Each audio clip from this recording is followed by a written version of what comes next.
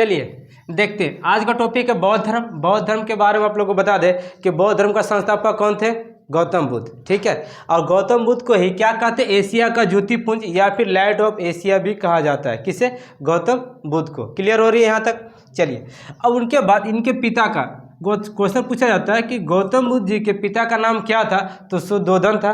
इनकी माता का नाम माया देवी था और इनकी माता की मृत्यु इनके जन्म के ठीक 7वें दिन बाद हो जाती है।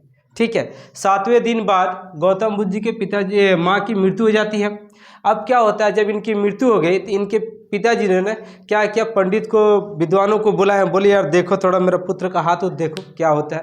और जब पुत्र का हाथ देखते हैं तो बोलते हैं कि यार तुम्हारा बेटा जो है ना आगे चल करके ना बहुत बड़े या तो सन्यासी बनेगा या तो फिर क्या बनेगा, राजा बनेगा। तो इसके पिताजी बोलते हैं सन्यासी बनेगा ठीक नहीं है, लेकिन राजा बनेगा ठीक है। इसलिए उन्होंने निर्णय किया कि इसको क्या करते हैं कि पूरा जब तक ये रहेगा इसको राज दरबार के अंदर में ही रहेगा, मतलब इसको महल में ही कैद कर दिया है, जिससे कि ये ना कभी सन्यासी को देखेगा ना कभी इनकी भावना सन्यास बनने की आएगी। तो क्या हुआ, इससे आगे चल कर प्रॉब्लम भी आएगी, देखिएगा क्या होता है। अच्छा, उसके बाद फिर टॉपिक में आएंगे कि क्या हुआ था। अब इनके बचपन जब गुजरता है तो बचपन का नाम क्या होता है? सिद्धार्थ। क्या था इनके बचपन का नाम? सिद्धार्थ। ठीक है, और इनकी लालन पालन इनकी सौतेली माँ प्रजापति गौतमी ने किया। ठीक है, किसने किया था? प्रजापति गौतमी ने किया था। जब गौतम बुद्ध जी 16 वर्ष की उम्र में हो जाता है ना, इनका उम्र जब 16 वर्ष हो जाता है तो क्या होता है कि इनकी शादी होती है। और शादी किसके साथ होती है? यशोधरा नामक एक लड़की से होती है। ठीक है, यशोधरा नामक एक लड़की से होती है। और लड़की से जिससे शादी होती है तो उसके ठीक है ना, इनसे एक लड़का भी होता है जिसका नाम होता है राहुल। क्या होता है? राहुल होता है। ठीक है, और जब राहुल होता है और करीब 29 वर्ष के बाद जब गौतम बुद्ध जी 29 वर्ष की अवस्था में हो जाते हैं तो इनके पिताजी बोलते हैं अब तुम राजा बनो। ठीक है, अब उनको पिताजी को लगता है कि अब इसका शादी हो गया, बाल बच्चा हो गया, अब तो संन्यास ग्रहण करेगा ही नहीं क्योंकि अब ममता में बंध गया है। चलो ठीक है, उसके बाद बोलते अब तुम राजा बनो, उसके लिए तुम्हें क्या करना होगा, थोड़ा राज दरबार के सैर पे निकलना होगा जिससे लोगों को पता चल जाए कि तुम राजा है। ठीक है, अब वो सैर पे निकलते हैं। अब सैर पे निकलते हैं तो उन्होंने 4 चीज़ देखा। क्या देखा? एक बूढ़ा आदमी को देखा पहले, सबसे पहले। अब बूढ़ा आदमी को देखे तो अपना बूढ़ा आदमी को जब देखते हैं तो इनके दिमाग में ये आता है कि यार ये बूढ़ा कैसा। अपना सारथी से पूछते हैं रथ चलाते समय, बोलते हैं कि ये बूढ़ा कैसे है। तो बोलता है सर सब कोई बूढ़ा हो जाता है, एक दिन आप भी बूढ़ा हो जाएंगे, एक दिन हम भी बूढ़े हो जाएंगे।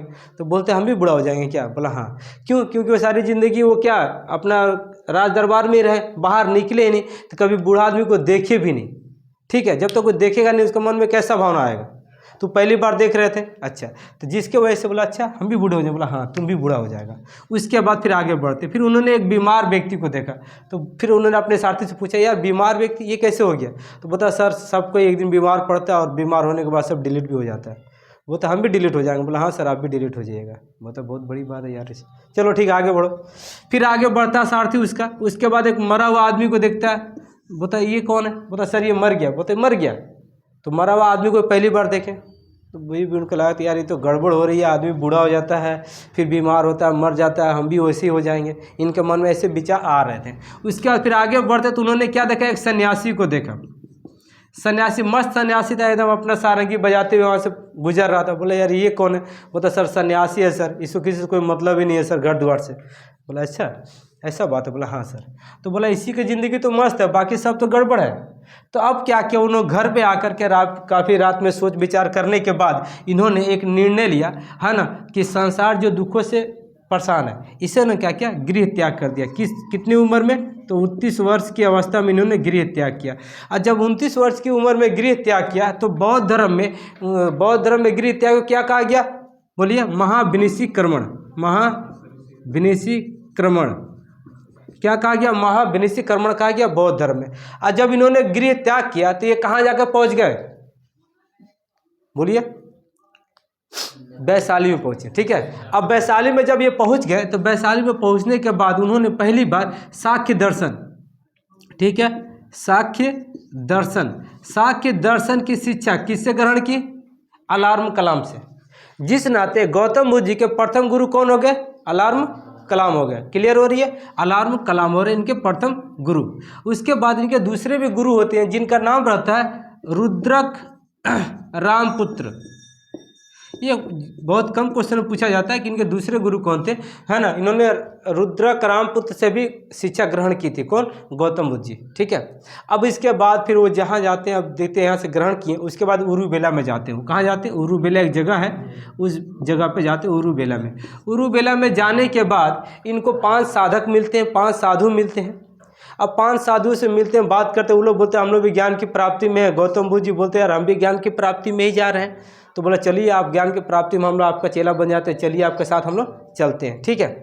अब क्या होता है, उरुबेला में जाने के बाद गौतम बुद्ध जी 6 वर्ष बिना अन्न जल ग्रहण किए निरंजना नदी के किनारे पीपल वृक्ष के नीचे ज्ञान की प्राप्ति के लिए तत्पर रहते हैं। तो उसी समय एक घटना घटती है और उनके कानों में एक धुन सुनाई देता है कि धनुष को उतने टानिए जितना धनुष चल सके, और धनुष को इतना भी मत टान दीजिए कि धनुष ही टूट जाए। इसका मतलब गौतम बुद्ध जी समझ जाते हैं कि मेरा 6 वर्ष जो हम तपस्या कर रहे बिना अन्न जल ग्रहण किए, तो मेरा शरीर जवाब दे रहा है, हमको शरीर को अनाज चाहिए, हमको अनाज देना होगा। और उन्होंने क्या किया, उसके बाद हाथ मुँह धोते हैं और एक लड़की लेके आती है जिसका नाम पता नहीं, वो लड़की खीर लेके आती है और खीर देती है लड़की को। किसको? गौतम बुद्ध जी को। और गौतम बुद्ध जी को खीर देती है तो उनके 5 जो साधक रहते हैं वो क्या बोलते हैं कि अरे आप ये खाओगे तो आपका तपस्या भंग हो जाएगा। तो बोलते तपस्या भंग हो जाए कोई दिक्कत नहीं, शरीर को अनाज चाहिए, अनाज देना पड़ेगा तभी होगा। ठीक है, ज्ञान प्राप्ति कैसे करेंगे हम? तो वो खाना खाते तो 5 साधु वहाँ से चले जाते, बोलते नहीं तुम्हारा तपस्या भंग हुई, अब हम तुम्हारे साथ नहीं रहेंगे। अब वो लोग क्या करते हैं, चले जाते हैं। अब जाने से क्या हो गया, अब वो लोग तो चले गए। फिर गौतम बुद्ध जी क्या करते हैं और फिर तपस्या के लिए बैठते हैं, और बैठने के बाद बैसाख पूर्णिमा के रात में ही उनको ज्ञान की प्राप्ति होती है। तो बौद्ध धर्म में बैसाख पूर्णिमा का बहुत बड़ा महत्व है। क्या महत्व है? क्योंकि बता देते आपको गौतम बुद्ध जी का जन्म बैसाख पूर्णिमा के रात में हुआ, इनको ज्ञान बैसाख पूर्णिमा के रात में हुआ, और इनकी मृत्यु भी बैसाख पूर्णिमा के रात में हुआ। हाँ, तो जिसके नाम से वो लोग क्या है, बैसाख पूर्णिमा कोई बुद्ध पूर्णिमा के नाम से फेमस है, वो लोग इसको पर्व के त्यौहार के रूप में मनाते हैं। अच्छा, अब देखते हैं जब उनको ज्ञान की प्राप्ति हो गई, तो अब जब वो ज्ञान की प्राप्ति होता है, अब वो खोजने लगे किधर गया रे 5 साधु लोग खोजेंगे, जो 5 साधु जो छोड़ के गए थे। वो लोग खोजते हुए कहाँ पहुँचे? सारनाथ में पहुँचे। कहाँ पहुँचे? सारनाथ में। सारनाथ में पहुँचते हैं। अब सारनाथ में पहुँचने के बाद है ना, सारनाथ पहुँचे, वो वहाँ पर मिले और बोले, उन लोगों को बोलते हैं कि मुझे ज्ञान की प्राप्ति हो गई है। तो बोलते ठीक है, तो हम लोग को उपदेश दीजिए। और पहली बार गौतम बुद्ध जी सारनाथ में उपदेश देते हैं। ठीक है, तो उन्होंने पहली बार उपदेश कब दिया था, कहाँ दिया था? सारनाथ में। ठीक है, किसके दिया था? उन 5 साधुओं को दिया था। तो अब क्वेश्चन ये भी पूछा जाता है कि प्रथम उपदेश सुनने वालों की संख्या कितनी थी? 5 थी। ठीक है, क्लियर। अच्छा, और कौन सी भाषा में दिए थे उन्होंने? तो आप उन्होंने भाषा जो प्रयोग किया था वो था पाली भाषा। ये भी क्वेश्चन में पूछा जाता है कि उनका भाषा क्या था, तो पाली भाषा थी। क्लियर यहाँ तक हो रही है? अच्छा, उसके बाद देखिए, उसके बाद इन्होंने सबसे ज़्यादा उपदेश जो दिया था ना, वो श्रावस्ती में दिया था। कहाँ दिया था जी? श्रावस्ती में दिया था सबसे ज़्यादा उपदेश। क्वेश्चन पूछा जाता है कि सबसे ज़्यादा उपदेश उन्होंने कहाँ दिया था, तो कौशल नरेश है ना, कौशल देश की राजधानी श्रावस्ती में उन्होंने दिया था। क्लियर है? अच्छा, यहाँ दिया। और उनको मानने वाले कुछ राजा थे। कौन कौन राजा थे? जैसे आप बोल सकते बिंबिसार, प्रसेनजीत है ना, उदयन। श्रावस्ती का दूसरा नाम नहीं था, दूसरा नाम था आपको सारनाथ का। सारनाथ का दूसरा नाम क्या था? ऋषिपट्टनम। ठीक है, सारनाथ का दूसरा नाम क्या है? ऋषिपट्टनम है। क्लियर हो रही है आप लोग को? ठीक है, अच्छा। उसके बाद आगे बढ़ते हैं। और सबसे ज़्यादा उपदेश कहाँ दिया था उन्होंने? सारनाथ में दिया था। उसके बाद 80 वर्ष की अवस्था में गौतम बुद्ध जी की मृत्यु हो गई। ठीक है, 80 वर्ष की अवस्था में। कब हो गई? 483 ईसा पूर्व में। और इनका जन्म तो हम लिखे ही नहीं थे। चलिए, जन्म इनका हुआ था 563 ईसा पूर्व में। ठीक है, इनका जन्म हुआ था 563 ईसा पूर्व में, और इनकी मृत्यु कब हो गई? 483 ईसा पूर्व में। ये कितने वर्षों तक जीवित रहे? 80 वर्षों तक जीवित रहे। और उसके बाद इन्होंने क्या किया, जब इनकी मृत्यु हो जाती है तो इनके जो अंतिम संस्कार करने के बाद इनके शरीर के अवशेषों को 8 बराबर भागों में बांट करके इसी 8 जगह क्या किया? स्तूप बनाया गया। ठीक है, क्लियर हो रही? 8 स्तूप का निर्माण किया गया इनके अवशेषों पर। ठीक है, यहाँ तक क्लियर हो रही है आप लोग को? अच्छा, फिर से एक बार रिकैप कर देते हैं, जैसे कि आप लोग यहाँ तक क्लियर हो जाए, कल इसका आगे पढ़ाएंगे। तो आपने देखा इनका जन्म कब हुआ था 563 ईसा पूर्व में, ठीक है। और इनके पिता का नाम क्या था, शुद्धोधन। इनके बचपन का नाम सिद्धार्थ। इनका शादी कितने वर्ष की अवस्था में हुआ था, 16 वर्ष की अवस्था में हुआ था। और वाइफ के नाम क्या था, यशोधरा। पुत्र का नाम क्या था, राहुल। और इन्होंने 29 वर्ष की अवस्था में गृह त्याग किया, ठीक है।